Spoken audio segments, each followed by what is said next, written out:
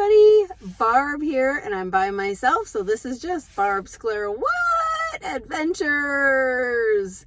And so one of the tests that I have to, or one of the visits, medical visits that I had to do before transplant and before you get on the transplant list, is you have to establish care with a dermatologist.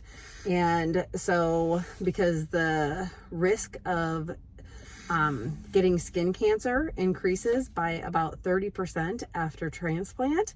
And so they want to make sure that you are under the care of a dermatologist. So before transplant, they want to make sure that you have established care with somebody. This was honestly my second dermatology visit in my life. And you would think, you know, scleroderma is a skin disease. And so you would think I would have already had a dermatologist on my team, my medical team. However, even though scleroderma is, you know, sclera means hard and derma means skin. So it literally means hard skin. But for me, it's not really about the skin. It is about my internal organs. And so I've never really had to have a dermatologist on my team before, but because of the increased risk with skin cancer after transplant, now I need one. And it was really interesting today. This was my first visit with this doctor, and I don't know if I should say his name or not, so I won't. So anyway, it was my first visit with him at a place here in Des Moines, and so his PA came in and took a look at me first, and then he comes in and looks, and he comes in and he's like, "Oh, you have CREST, don't you?" And I said, "Well, yes." And so then he pointed out to the PA my telangectasias, and he had a different name for them. But he was talking to her about them and about my fingers and about the calcium, the calcinosis that I have on my knee. I will show you.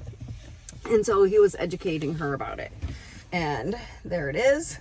There's my calcinosis on my knee that has been there for about 5 years. So he educated her, and then as he was leaving, he's like, "Hey, do you mind if I bring another PA in to look at you?"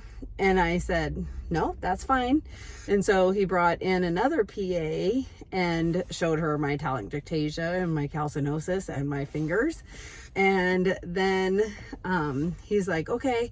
And then he came back in again, and which honestly, it was so awkward because he came back in while I was getting dressed. So I was standing there without a shirt on.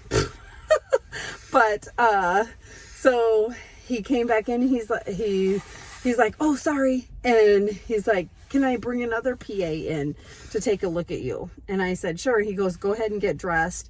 And so he brought her back in after I got dressed and had her look at my face and my neck again. Of course, I didn't wear any makeup today. So my telangectasia are all right here for the viewing, and because I knew that's what he would want to see. So anyway, dermatology appointment done. Checkbox that one. And he said I look good, and I'll see you in a year. So we'll see if the next time he sees me, I don't have oxygen. We'll see. So anyway, that is the fun for today. Hope you guys are having a great day. And yeah, tomorrow we'll talk about all the tests that I have coming up here. All right, we'll see you soon. Aloha.